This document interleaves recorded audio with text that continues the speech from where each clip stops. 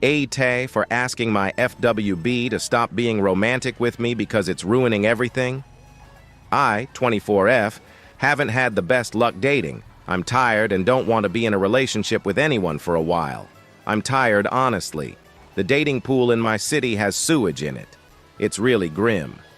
I decided to try a friends with benefit situation with a friend of a friend, Robert, 25M. He's intelligent, funny, and sweet.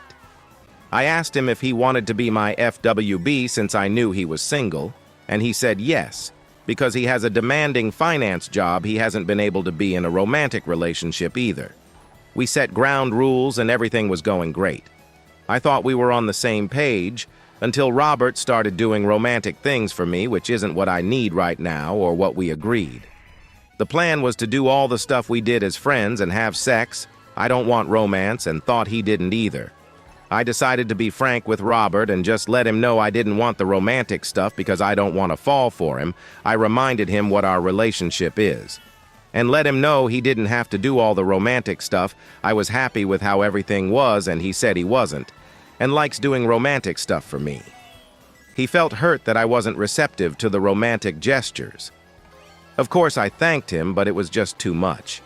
He didn't call me an AH, but made me feel like one for not wanting all the romance.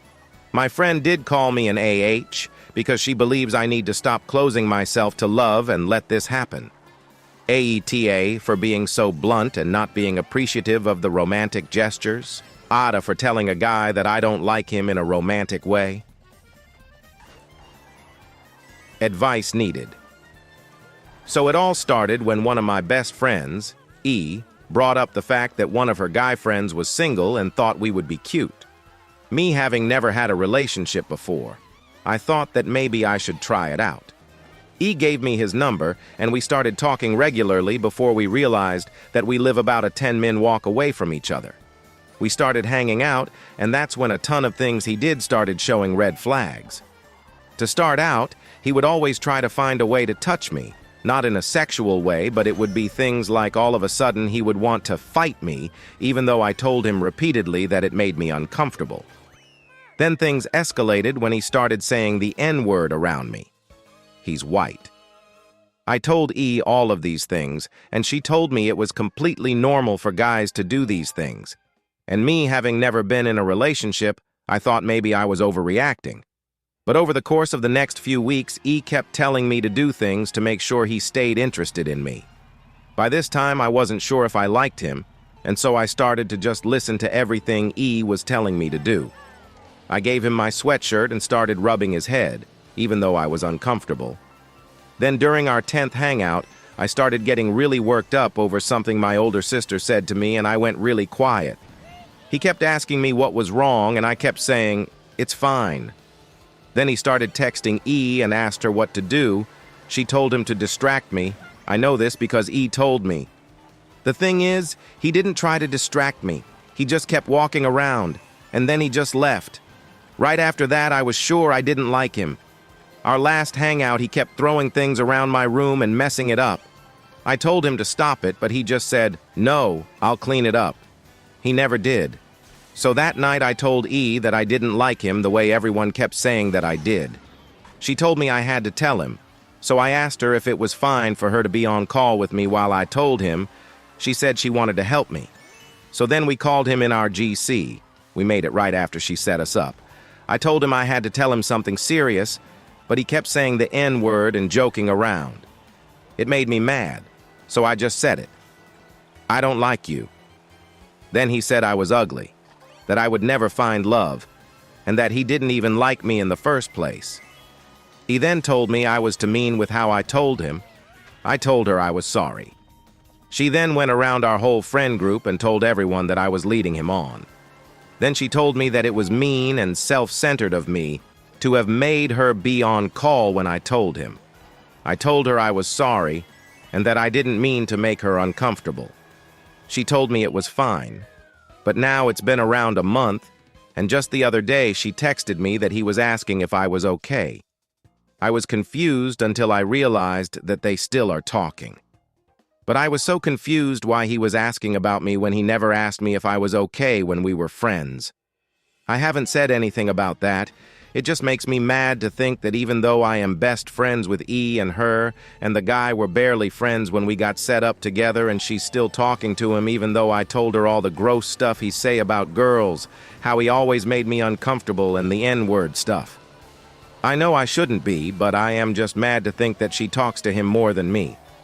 And for clarification, I know the way I told him I didn't like him was a horrible way to do it. I was just scared he'd try something if I told him in person, because it's the type of person he is. Am I wrong if I am 27, don't want to participate in something romantic, that my wife F29 wants me to participate with her?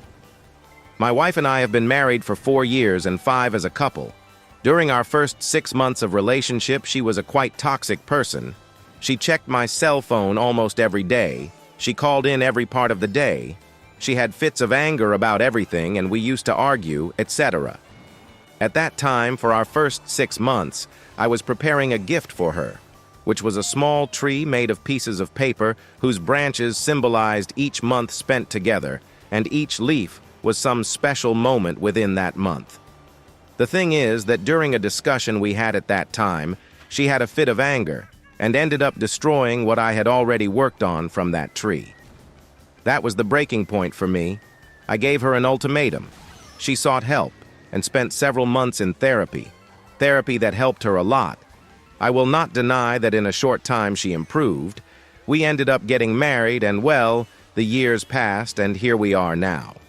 During all these years, she has been giving me manual gifts from origami, cards with hand-drawn designs, drawings of us made on her iPad.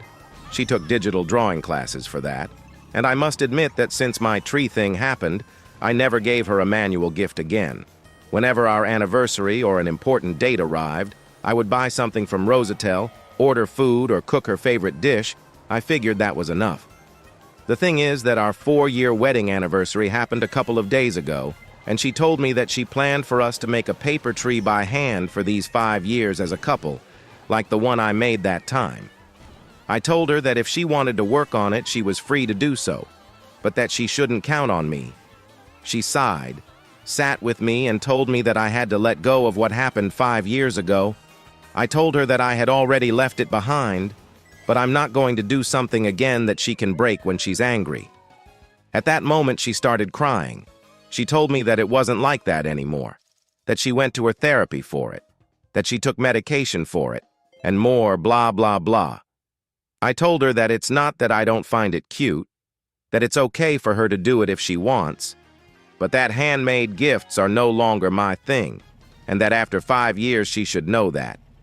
In the end, the only thing I do is prevent her from ever having the power to break something I did to her. Then she got even more hysterical. She started crying for a long time about it, and I had to console her until she fell asleep. After that, I started playing on my cell phone until I got bored and fell asleep too. The next day, she apologized again for what she did 5 years ago. The truth is that during all these years, she has apologized many times about it. She did it when she started her therapy, when she finished it, when we got married, when we turned 3 years of marriage. She did it every time she gave me a manual gift, even when it was not our anniversary or some important date, like when she made me a hand-painted origami Darth Vader, or, well, things like that. The thing is that she has apologized so many times that I don't feel her real apologies anymore either. But that doesn't matter. It's just a paper tree.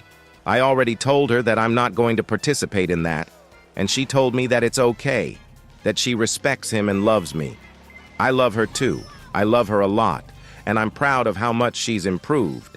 But I can't help but feel a little guilty about how our anniversary ended because she started crying because of something she caused herself 5 years ago. Now, she hasn't directly told me something like, "Get over it," or "You're staying in the past." But I know her well enough to know that in her eyes there is this sadness for herself and for me that she is saying that. So am I wrong for not wanting to participate in that with her?